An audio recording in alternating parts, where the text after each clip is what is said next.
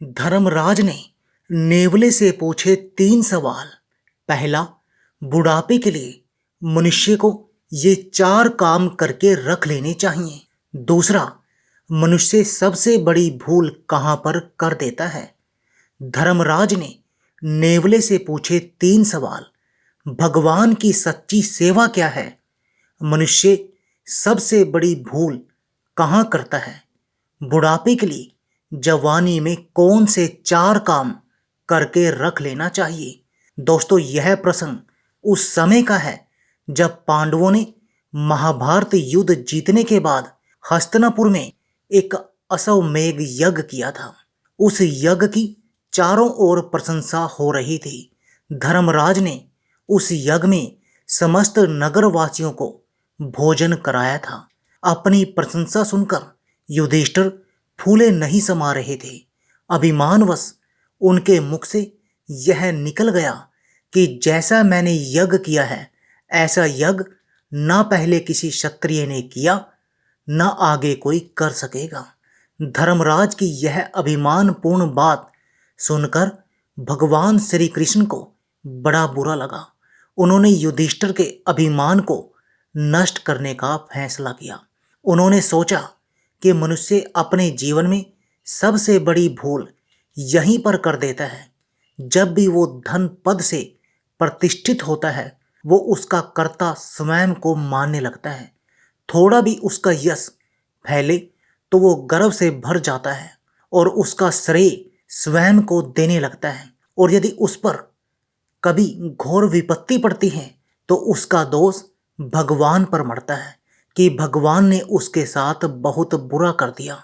अच्छा होता है तो उसका कर्ता स्वयं को समझता है, बुरा होता है तो भगवान को, जबकि वह जानता है कि उसके हाथ में कुछ भी नहीं है। वो मात्र एक कठपुतली है। देने वाला और देकर फिर लेने वाला तो कोई और ही है। दोस्तों, भगवान श्री कृष्ण की प्रेरणा से धर्म की सभा में एक अजीब घटना घटती है। सभा के बीच एक नेवला आता है जिसकी नीली आंखें थी और शरीर का आधा भाग सोने का बना हुआ था। वो नेवला धर्मराज के दरबार में आकर मनुष्य की भाषा में बोलता हुआ कहने लगा, हे राजन, तुम किस बात पर खुशी मना रहे हो।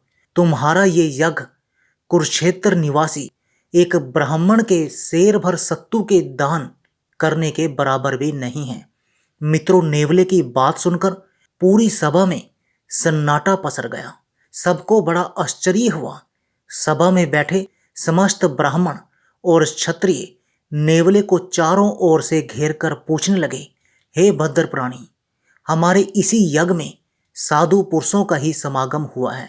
तुम किस आधार पर हमारी इस यज्ञ की निंदा करते हो, जबकि चारों तरफ लोग इसका गुणगान कर रहे हैं।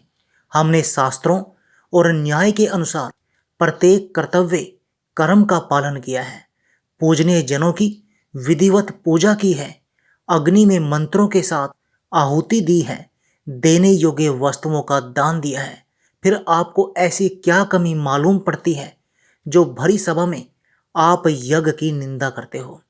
तब वो नेवला कहता है, हे क्षत्रियो, मैंने ये बात झूठ या घमंड में आकर नहीं कही, बल्कि पूरे होशो हवास में कहा कि आपका यज्ञ उस ब्राह्मण के शेर भर सत्तू के दान के बराबर भी नहीं है।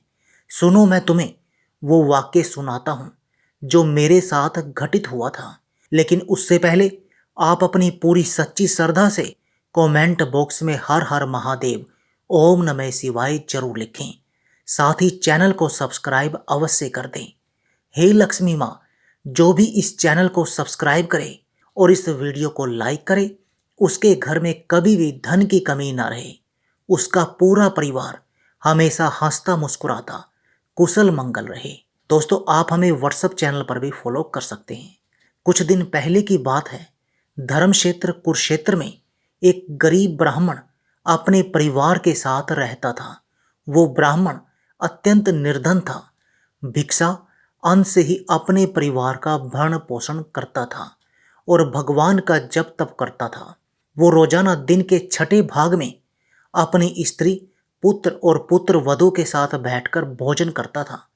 यदि किसी दिन उस समय पर अन्न नहीं मिलता तो दूसरे दिन फिर उसी बेला में अन्न ग्रहण करने को मिलता था। एक बार तो उनके यहाँ भयंकर अकाल पड़ गया। ब्राह्मण के घर खाने को दाना नहीं था, खेतों का भी अन्न सूख गया था, इसलिए भिक्षा में भी कुछ नहीं मिल पाता था। हर रोज दिन का छठा भाग आकर बीत जाता था, किंतु उन्हें समय पर भोजन नहीं मिल पाता था। बेचारे सब के सब भूखे ही रह जाते थे। एक दिन दोपहर के समय ब्राह्मण भूख और गर्मी का कष्ट सहन करते हुए अन्न की खोज में घर से निकल पड़ा। घूमते घूमते काफी समय बीत गया। भूख और गर्मी से वो व्याकुल हो चला था, किंतु उन्हें कहीं से भी अन्न का दाना नसीब नहीं हुआ। और दिनों की तरह उस दिन भी उन्होंने अपने परिवार के साथ उपवास करके ही दिन काटा। धीरे धीरे उनके प्राण शक्ति क्षीण होने लगी। एक दिन कहीं से उन्हें सेर भर जौ मिल गए। उन्होंने उन जौ को कूट पीसकर सत्तू के रूप में तैयार कर लिया। अपने नियम अनुसार उन्होंने पहले तो अग्नि में आहुति दी, उसके बाद थोड़े थोड़े सत्तू आपस में बांटकर खाने के लिए बैठ गए।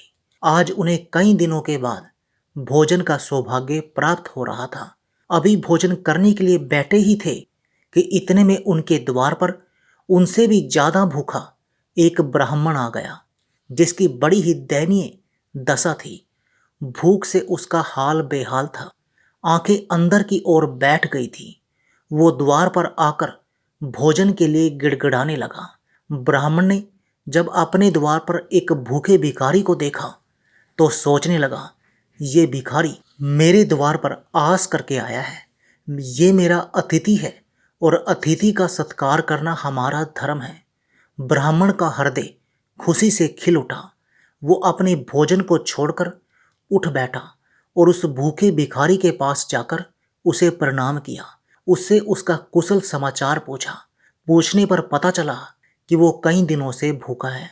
ब्राह्मण उसे आदर के साथ अपनी कुटिया में बुला लाया और अपने आगे के सत्तू उठाकर उसको खाने को दे दिए। धन्य है उस ब्राह्मण का त्याग और निष्ठा, जो अतिथि सेवा के लिए स्वयं भूखा रह गया पर अतिथि को भूखा नहीं रखा। भिखारी ब्राह्मण ने झटपट झटपट उन सत्तू को खा लिया, किंतु उन सत्तुओं से उसकी भूख शांत नहीं हुई। ब्राह्मण ने देखा कि अतिथि देवता मेरे सत्तू खाने के बाद भी भूखे ही रह गए।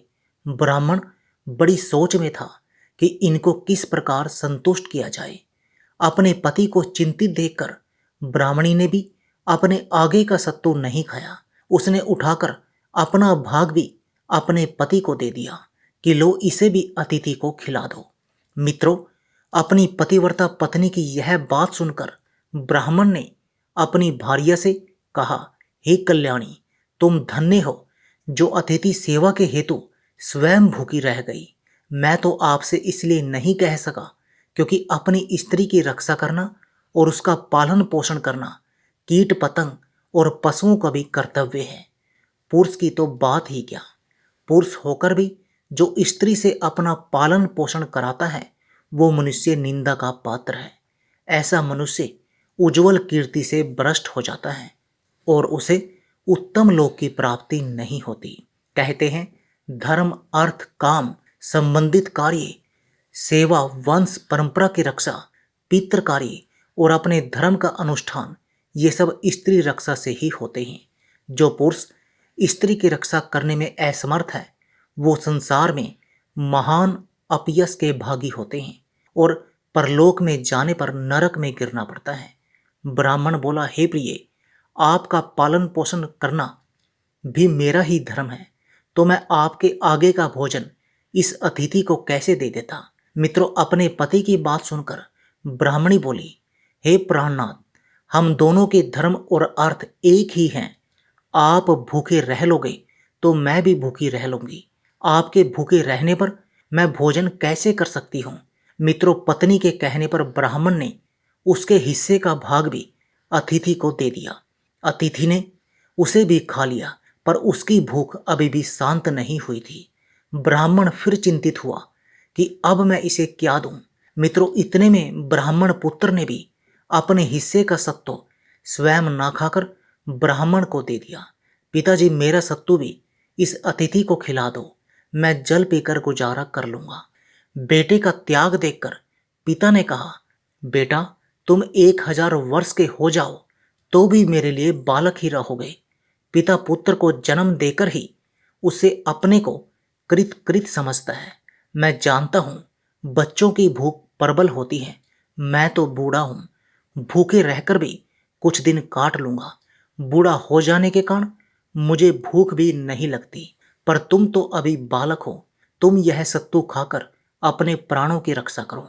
मित्रों, ब्राह्मण पुत्र बोला, पिताजी, मैं आपका पुत्र हूं और पुत्र पिता की अपनी ही आत्मा होती है। आपके व्रत की रक्षा करना भी मेरा उतना ही दायित्व है जितना कि आपका। इतना कहकर पुत्र के हिस्से का भाग भी अतिथि को खाने को दे दिया। अतिथि ने उसे भी खा लिया, पर अभी भी उसकी भूख शांत नहीं हुई थी। ब्राह्मण फिर चिंता में पड़ गया। मित्रों, अपने ससुर को चिंतित देखकर पुत्र वधु ने भी अपने हिस्से के सत्तू उठाकर अतिथि को परोसने के लिए दे दिए। अतिथि ब्राह्मण उसे भी खा गया। चारों का त्याग और समर्पण देखकर वो अतिथि बहुत प्रसन्न हुआ। वो याचक साक्षात धर्म के रूप में परिवर्तित हो गया और ब्राह्मण और उसके परिवार से कहा, भूख मनुष्य की बुद्धि को चौपट कर देती है। भूख से मनुष्य के धार्मिक विचारों का लोप हो जाता है, किंतु आपकी ऐसी स्थिति होने पर भी आपके दान में रुचि बनी रही। आपका यश सदा कायम रहेगा। मित्रों, धर्म ने उन चारों को सपरिवार स्वर्ग भेज दिया। नेवला बोला, हे मुनि ज्ञानी, उसी ब्राह्मण के घर के पास में मेरा भी बिल था। मैं अपने बिल से निकलकर आया और उसी स्थान को सूंघने लगा जहां ब्राह्मण ने अतिथि को भोजन कराया था। उस दान के प्रताप से उस स्थान को सूंघने से मेरा आधा शरीर सोने का बन गया।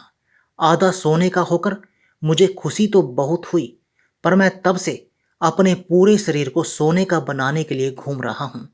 कई यज्ञ स्थलों पर गया, वहां की जगह को सूंघा, पर मैं पूरा सोने का नहीं बन सका। जब मैंने लोगों के मुंह से सुना कि धर्मराज ने बड़ा ही विशाल यज्ञ किया है, तो मैं इस यज्ञ के बारे में सुनकर यहाँ चला आया। सोचा शायद यहाँ सोने का बन जाऊं, पर यहाँ पर आकर भी मैं पूरा सोने का नहीं बन पाया। इसलिए मैंने हंसकर कहा था कि ये यज्ञ ब्राह्मण के शेर भर सत्तू के दान के बराबर भी नहीं है। यदि ये यज्ञ वास्तव में उस यज्ञ से श्रेष्ठ होता तो मैं सोने का बन जाता। मित्रों, नेवले की बात सुनकर धर्मराज का सिर नीचे की ओर झुक गया। उन्हें अपने अभिमान पर लज्जा आ रही थी कि वास्तव में मेरा इसमें कोई रोल नहीं है। सब कुछ करने वाले और कराने वाले ईश्वर ही हैं। मैं मूर्ख था जो इस यज्ञ का श्रेय खुद को दे रहा था। मित्रों, धर्मराज ने सबसे क्षमा मांगी और नेवले से कहा, हे भद्र प्राणी, तुम बहुत ज्ञानी जान पड़ते हो। मेरे कुछ प्रश्नों के जवाब दे दो, मेरे मन की संशय दूर हो जाएगी। दोस्तों, धर्मराज ने नेवले से पूछा कि भगवान की सच्ची सेवा क्या है। मनुष्य सबसे बड़ी भूल कहाँ पर करता है और मनुष्य को बुढ़ापे के लिए जवानी में कौन से 4 काम करके रख लेने चाहिए। तब नेवले ने बताया, हे धर्मराज, भगवान की सच्ची सेवा है जीवों पर दया, उनके प्रति करुणा का भाव, परोपकार का भाव, दीनहीनों की सेवा, भूखे को भोजन, रोगी को औषधि और भटके को सही दिशा, अहिंसा का व्रत। मनुष्य की सबसे बड़ी भूल है संसारिक वस्तुओं पर गर्व करना। जो चीज उसकी है ही नहीं वो उसके पीछे भागता है, उस पर गर्व करता है, स्वयं को हर कार्य का कर्ता समझता है। बुढ़ापे के लिए मनुष्य को जवानी में ये 4 काम करके रख लेने चाहिए। नंबर 1, धन का संग्रह। नंबर 2, बच्चों में संस्कारों का बीज बोना। नंबर 3, भगवान का नाम जपने की आदत। नंबर 4, अपने शरीर का अभ्यास करते रहना और सहनशीलता। बुढ़ापे में भी कुछ ना कुछ करते रहना चाहिए। जवानी में किया गया आराम बुढ़ापे में बहुत कष्टदायी होता है, इसलिए स्वयं को कभी निकम्मा बनाकर ना रखें। कुछ ना कुछ काम इस शरीर से लेते रहना चाहिए। इसे आप जितना आराम दोगे और फिर बुढ़ापे में आपके लिए बहुत कष्ट होगा। मित्रों, इस वीडियो के विषय में आपके क्या विचार हैं? कमेंट सेक्शन में अपनी राय जरूर देना। मिलते हैं अगली वीडियो में एक नई चर्चा के साथ। आप सभी का बहुत बहुत धन्यवाद। जय श्री कृष्ण।